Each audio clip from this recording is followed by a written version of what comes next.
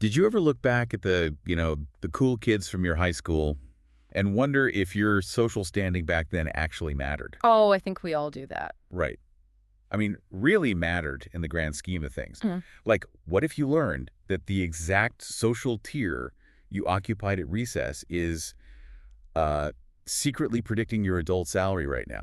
It is a slightly terrifying thought, And huh? the quality of your marriage? Yeah. Or even your physical health today? Yeah, we all want to believe that we just graduate, grab our diplomas, and leave all that cafeteria drama far behind us. Exactly. But the data tells a completely different and, frankly, much more powerful story. And that is the mission of today's deep dive. Sure. We are unpacking Mitch Prinstein's fascinating book, Popular. Such a great read. It really is. We're going to explore the hidden biological forces of popularity that are secretly running our adult lives, and hopefully discover the one specific type of popularity we should actually be striving for. Because there's definitely a right kind and a wrong kind. Right.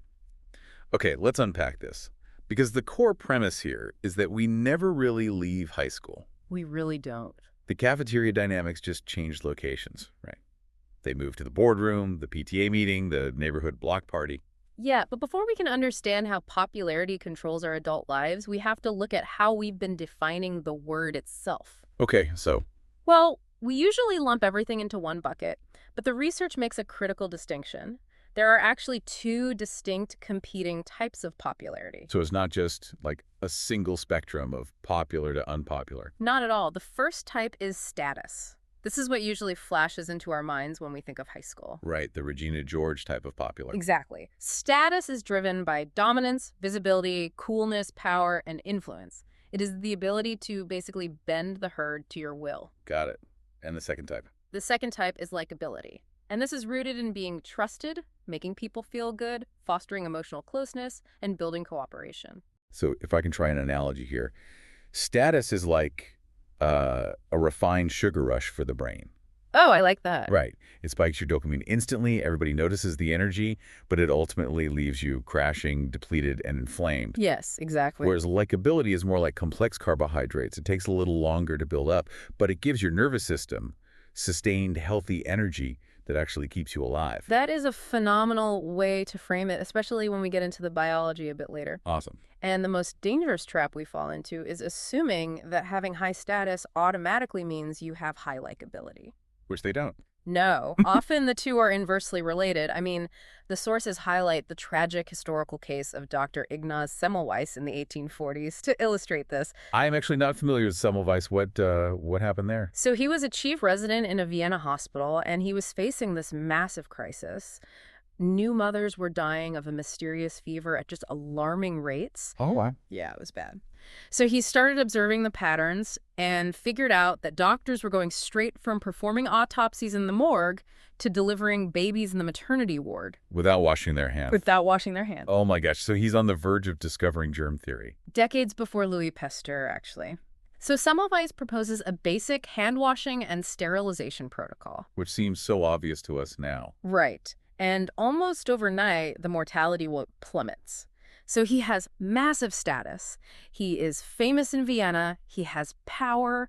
He is the visible leader of this huge medical breakthrough. But I'm guessing he lacked the other type of popularity. He lacked one crucial element. Yeah, likability. How so?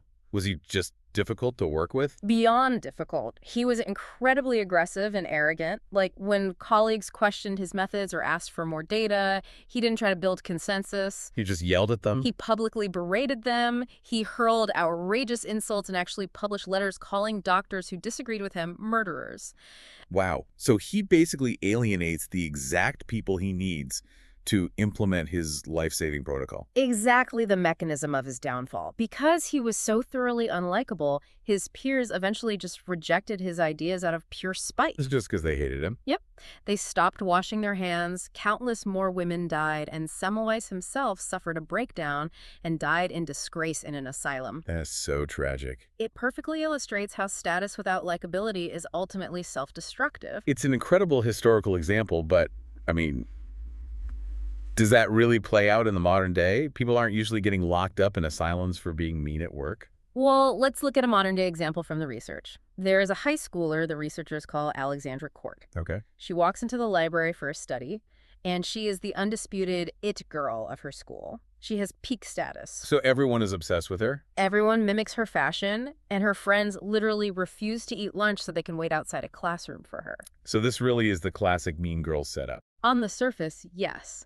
But when the researchers surveyed her peers anonymously, a staggering 65% of her grade named her as the person they liked the least. 65%. So everyone follows her, but nobody actually likes her. That's the paradox of status. By graduation, Alexandra's relentless pursuit of visibility had led her to all the exclusive parties, which, introduced her to substance abuse. Oh, yeah. And because she lacked genuine supportive friendships, the likability factor, she had no safety net. Her grades tanked, her shallow network abandoned her, and she was left behind while her peers moved on to college. So the people we envy the most for their status are frequently the most isolated and miserable. What's fascinating here is that the people we traditionally view as most popular actually fall into this dangerous trap of prioritizing status over human connection. Which brings up a massive question for anyone listening.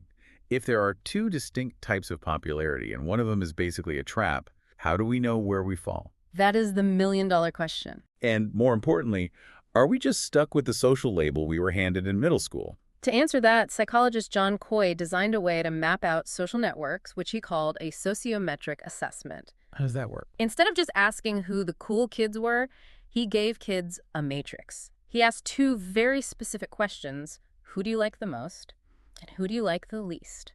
So it's measuring positive and negative impact simultaneously. Exactly. And based on how those votes stack up, the data reviews that every single person naturally falls into one of 5 distinct tribes. Okay, break these down for me. Think of it as a grid. First, you have the accepted. These are people with high likability who are rarely disliked. They make others feel good. Got it. The genuinely nice people. Right. Second, you have the rejected. Low likability, highly disliked. And this group actually splits into 2 behavioral patterns. Which are? The aggressive ones who bully to try and force status, and the non-aggressive ones who are intensely awkward and miss social cues. Okay, so that's the highly noticed ends of the spectrum. Who else is there? The third group is the neglected. These are the invisible kids. They aren't named as liked or disliked. They just fly under the radar entirely. Just kind of blending in. Yeah. The fourth group is the most volatile, the controversial. These individuals receive huge numbers of liked the most votes. And huge numbers of liked the least votes. So they were super polarizing. You either love them or hate them. Precisely. And finally, you have the average, where the majority of people sit, leaning slightly toward one of the other 4 quadrants. Okay, but surely these are just childhood phases. Right? Right? We grow up, we move away, we get new jobs, we get a clean slate. You would hope so. But Coy tested that exact premise with a fascinating and frankly haunting playgroup experiment. Haunting. What did he do? He took boys from different schools who had absolutely no prior history with each other, total strangers. He put them in a playroom with some toys to see what would happen. Okay, so a completely controlled, fresh start, no reputations, no baggage. Within just 3 hours, the exact social dynamics from their old schools perfectly reestablished themselves. Wait. I refuse to accept this is just destiny. 3 hours. 3 hours. How is that even mechanically possible if they don't know each other's histories? Because the labels aren't arbitrary titles assigned by the school. They are deeply ingrained micro-behaviors that the kids carry into the room. Like body language and stuff. Yeah, and the researchers observed the interactions minute by minute. The accepted kids would approach a game and say, "Hey, what are we building? Can I help?" They were collaborative. And the other kids? The rejected aggressive kids would walk up and say, "Give me those blocks, we're doing it my way." They forced compliance. Oh, wow. So within 180 minutes, the room unconsciously sorted itself into the exact same hierarchy. That is incredibly fatalistic. I mean, if my social fate was sealed by my micro behaviors at age 10, there has to be some way that translates to my life now. I don't play with blocks anymore. The behaviors scale up effortlessly into adulthood. The book illustrates this with a corporate layoff scenario. Okay, hit me. Picture an open plan office on the day budget cuts are announced. Basically the adult equivalent of the playroom. Exactly. You have Billy. He's the accepted guy. He survives the layoffs not because he's a genius, but because he reads the room, makes his colleagues feel heard, and builds real consensus. He's essential to the team's cohesion. That makes sense. What about the neglected ones? Then you have Carl, the neglected guy. He puts his head down and does adequate work, but he never actually connects with anyone. When the cuts come, management blindly reassigns him to a different state because he is entirely invisible to the network. Just a number on a spreadsheet. And what about the rejected group? Take Dan. He's the rejected non-aggressive. He might genuinely be the smartest analyst in the building. But he lacks the social skills. Right. He interrupts people in meetings, overshares inappropriately, and completely misses the subtle social cues of corporate culture. He makes people uncomfortable, so he gets fired. Yikes. And then there's the controversial group. Right, Frank. Frank flawlessly kisses up to the executives, which they love, but he treats his peers and subordinates like absolute garbage. Oh, the classic toxic middle manager. We all know a Frank. We definitely do. And he survives the initial layoff because leadership likes his numbers. But longitudinal research shows his long-term trajectory is a disaster. It eventually catches up to him. Eventually, his subordinates will quit, or a peer will refuse to cover for him, and he will fall hard. The boardroom is just the fourth-grade playroom in business casual. But why? I mean, if these patterns are so rigid and they actively sabotage us, like in Frank's or Dan's case, why can't we just consciously turn them off? Why are we so hardwired to care about this hierarchy? To understand the why, we really have to look at the mechanics of the human brain. Okay, let's get into the biology. Right around puberty, our brains undergo a massive structural remodel. Specifically, a tiny region called the ventral striatum, which is the brain's central reward processing center, suddenly grows a massive density of receptors for oxytocin and dopamine. So our bonding chemical and our pleasure and reward chemical just flood the system. In massive doses. Suddenly, social rewards getting noticed, receiving approval, attaining status, they trigger a literal neurochemical high. Like a drug. Exactly like a drug. Evolutionarily, this was crucial. A teenager needed to detach from their parents and bond with a new tribe to survive. That makes sense for a hunter-gatherer. But the side effect is that our brains become permanently wired to crave the herd's approval as a matter of life and death. But surely, as fully developed adults, our prefrontal cortex takes over and we outgrow that desperate need to follow the herd. Like, I'm not 13 anymore. The data actually points to the opposite. There was a brilliant study by researchers Selganic and Watts using a fake music downloading site. Oh, I think I've heard of this one. They took a list of obscure indie rock songs and asked thousands of people to listen and rate them, but they artificially manipulated the download rankings that the users could see. So they lied to the users about what was popular. Yes. They took the song that was objectively rated the absolute worst by independent listeners and artificially inflated its download count so it looked like the #1 most popular track. And people just bought into the illusion. They completely conformed. Because the herd supposedly loved it, new users started downloading the terrible song in droves, making it genuinely the most popular song on the platform. Wow. Our ventral striatum assumes that if the herd values something, it must be valuable. I mean, that's harmless enough with indie rock, but that biological drive has to have a darker side. Oh, it does. The drive for status can entirely override our moral compass. There is a chilling study where researchers put teenagers into a fake online chat room.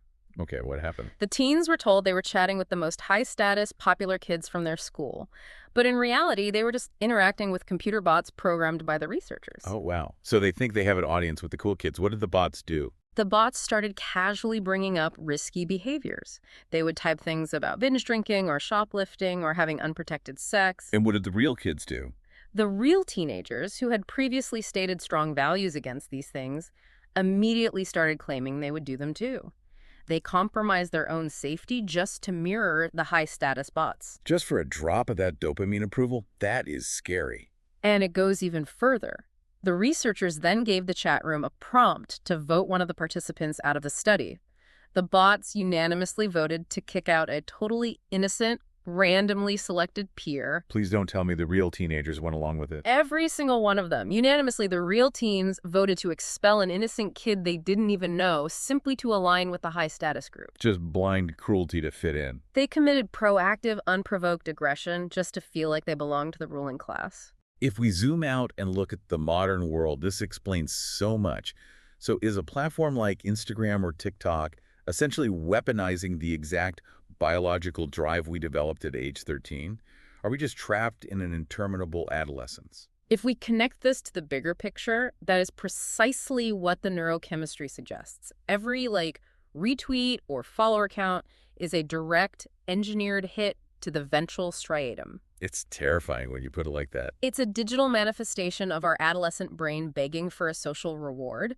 And because this reward center is deeply linked to our emotional salience network, we don't just desire the status, our brains equate it with our fundamental self-worth. Which begs the terrifying question. What happens mechanically when we are denied that status? If we biologically require inclusion, the consequences of unpopularity can't just be hurt feelings. They are far from it. The consequences are intensely physical. Unpopularity and social isolation are quite literally lethal. Lethal. Yes, Julianne Holt-Lunstad conducted a massive meta-analysis looking at over 300,000 people to track mortality rates. She found that being disconnected from a social herd increases your risk of premature death by 50%. 50%? That sounds like the statistics for a major disease. It is. Being socially isolated is just as dangerous to your physical health as smoking 15 cigarettes a day or being severely obese. That is mind-blowing. It is a stronger predictor of mortality than physical inactivity or binge drinking. But how does a lack of friends literally kill you? What is the physical mechanism there? It comes down to how the human brain processes the experience of rejection. Neuroscientist Naomi Eisenberger ran an fMRI study where people played a simple computer game called Cyberball while inside a brain scanner. Okay, what is cyberball? You think you are playing a digital game of catch with two other human players. But after a few minutes, the other players are programmed to stop throwing you the ball. You are just excluded, watching them play without you. So when you get left off a calendar invite at work or left on red in a group text, you aren't just being dramatic. You are experiencing this cyberball effect. What did the brain scans show? The scans showed that being left out of this meaningless digital game activated the dorsal anterior cingulate cortex and the anterior insula. For those of us who aren't neuroscientists, what do those regions do? Those are the exact neural pathways the brain uses to register the physical trauma of a broken leg or a severe burn. Wait, are you serious? The brain literally does not distinguish between a broken heart and a broken bone. Social pain is physical pain. Wow. Eisenberger actually ran a follow-up study where she gave participants a standard dose of Tylenol, and it statistically reduced their feelings of social rejection. A Tylenol to treat being unfriended. That is absolutely wild. And the physical damage goes much deeper than just brain activity. It alters our very cells. Researchers George Slavich and Steve Cole study social genomics. What did they find? They discovered that within just 40 minutes of a rejection experience, like being harshly judged or excluded, our DNA physically unwinds and changes its expression. Within 40 minutes, my DNA alters. How is that even possible? When you feel rejected, your brain floods your system with cortisol, the stress hormone. That cortisol acts as a molecular switch inside your cells. Okay, what does the switch do? It reaches into your DNA and turns off the genes responsible for viral protection. Simultaneously, it turns on the genes that create systemic inflammation. Here's where it gets really interesting. Like, if you think about this evolutionarily, it makes perfect sense. It's like our bodies are still living in 60,000 BC. Exactly. If you were separated from the safety of the tribe back then, you didn't have to worry about catching a common cold from somebody. You had to worry about being mauled by a woolly mammoth. Yeah. You needed instant, massive inflammation to heal from a physical predator's bite. You've hit the exact evolutionary mismatch. Today, getting snubbed by a coworker triggers the exact same biological panic alarm as facing a prehistoric predator. That is just nuts. Your immune system prepares for a physical attack that never actually comes. And if that happens chronically, like every single day at an isolating job, You end up with chronic systemic inflammation. And medical science tells us that systemic inflammation is the root cause of asthma, heart disease, Alzheimer's, and certain types of cancer. so our ancient social wiring is literally creating modern chronic illness. Yes. Okay, we need to take a breath and find a way out of this matrix. If we are biologically addicted to status, if our childhood labels follow us to the corporate boardroom, and if being unpopular literally unwinds our DNA to set us up for heart disease, how do we not just despair? It sounds bleak, I know. Can we intervene in this mechanism? We absolutely can. The escape hatch lies in understanding what psychologists call the transactional model. The transactional model, what is that? This is the realization that our social reality is just an endless feedback loop. Our internal expectations dictate our micro-behaviors, which dictates how others treat us, which then reinforces our internal expectations. We're constantly co-creating our social environment. So if our biology is hardwired to expect rejection, how do we stop signaling to the world that we expect to be rejected? Mitch Prinstein tested this beautifully with the UNC pink t-shirt experiment. He asked his college students to wear a bright, obnoxious pink t-shirt for an entire day on I campus. imagine that draws a lot of unwanted attention. It did draw attention, but it interrupted the normal social script. Because the shirt was so unusual, strangers were forced to look up, smile, and ask questions. Breaking the usual routine. Right. And that one tiny change in the physical environment totally rewrote the students' social reality. Shy students who usually projected closed-off body language suddenly felt confident and acted outgoing simply because people were initiating contact. Wow. Angry, isolated students felt genuine warmth because people were smiling at them. So by changing the initial input, you change the entire transaction. It sounds like this relies heavily on social mimicry. Humans are mimicry machines. We unconsciously copy the posture, tone, and mood of the people we interact with. We just mirror each other. A speed dating study in Belgium demonstrated this perfectly. They found that dislikable, highly anxious people literally spread gloom mechanically. Spread gloom mechanically. Yeah, like if you are naturally upbeat, but you sit across from someone radiating defensive negativity, your own nervous system drops to match theirs, making you subconsciously want to run away from them. We've all felt that energy vampire vibe. Exactly. But likable people radiate warmth and openness, which forces the other person's nervous system to relax, making them want to collaborate and help. I have to push back here, though. Just be likable and project warmth sounds a lot like telling someone just be rich and you won't be poor. That is a fair critique. Right. Like, what about the people trapped in severe negative loops? People who've been rejected their whole lives. How do they just snap out of a trauma response? It's not about just snapping out of it. It requires rigorous self-awareness to observe your own mechanics. The book gives a profound example of a woman named Pam. Okay, tell me about Pam. She is highly intelligent, attractive, and professionally successful, yet she chronically destroys her romantic relationships through a psychological mechanism called excessive reassurance seeking. The classic, are we okay trap. Precisely. Pam has deep-seated trauma and a terror of being rejected. So the moment her partner gets quiet, maybe they're just tired or thinking about work, Pam's internal panic alarm goes off. Her cortisol spikes. Right. She asks, "Are we okay? Are you mad at me?" Her partner assures her everything is fine, but because her brain expects rejection, she doesn't believe them. So she asks again and again. She scrutinizes their tone. Let me guess. Eventually, the partner feels suffocated, interrogated, and distrusted. And they pull away, which Pam then interprets as the rejection she knew was coming all along. A self-fulfilling prophecy. Her intense fear of rejection initiates the exact transactional behavior that forces her partner to reject her. She builds her own prison. The only way to break that loop is to realize that you are the one initiating the transaction. So what does this all mean? Let's zoom out and recap this journey. Sounds good. We started by looking at the rigid caste system of the fourth grade playroom.